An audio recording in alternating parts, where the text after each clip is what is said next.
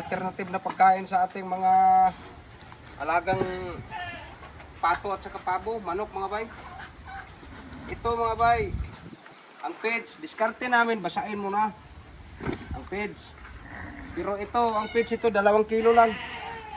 Tapos tutubo siya kasi may tubig na eh. Kasi lagyan namin ng 2 kilo din na darak. Ito yung alternative mga bay. Itong Madre de Agua. Magandang protein to sa mga alaga, manok. So pagpapalit-palitin lang namin to. Madre de Agua, kangkong. Kaya kailangan tingnan mo yung lugar namin dito sa yung area namin dito mga bay, kahit saan ka titingin dito mayroong Madre de Agua, oh, Madre de Agua. Saging. Napalibutan talaga yan. Ng saging at saka Madre de Agua. Ganon talaga kami.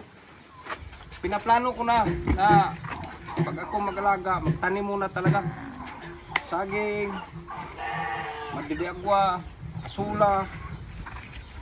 Ganun, mayroon talaga muna tanim. Saka ako bumili ng mga livestock kasi sa simula nga hindi pa tayo kaagad magkapira. Palakihin pa natin. Pagka mag-itlog na, katulad nito, ang binili kong feeds para pampaitlog. Pero kahit na dati, hindi, yung crumble nga lang, iitlog pa rin. Kasi, itong Madre de Agua mga bay, maganda sa protein to. Gustong gusto nito. Yung mga sisyo namin, 3 months pa lang, pinapractice na namin. 10% hanggang pag malaki na ngayon, kahit 50%. Malaking save talaga sa budget natin. Kasi pag nagtayo tayo ng farm, ang isipin natin, financial, pakain natin sa tao, yun na, bibili tayo ng mga alaga natin. Tapos hindi pa tayo kaagad magkapira. So kailangan talaga mayroon kang alternative na mga pakain sa ating mga alaga. Ito, inano na namin sa chopper machine namin. Ganun lang. Halo-haluin natin. Kita nyo mga bay, pagpakain natin. Gustong gusto nila to.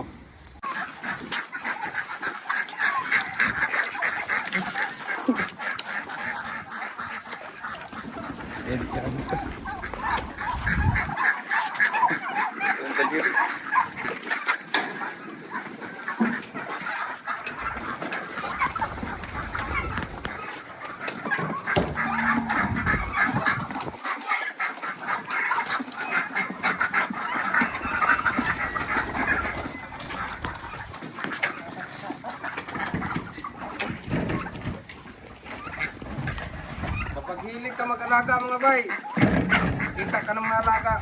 Enjoy ka.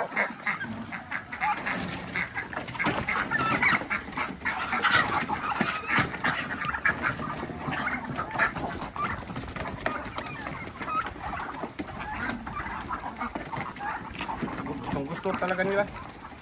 Doon tayo sa manok.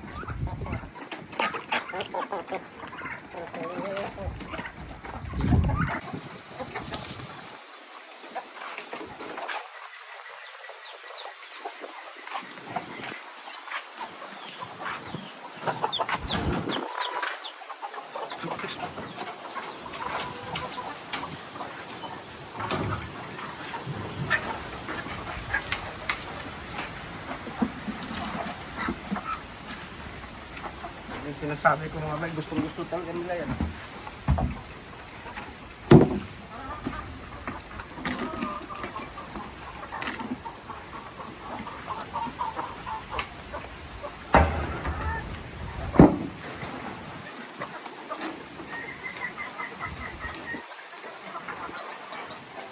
Mga barako tayo dito.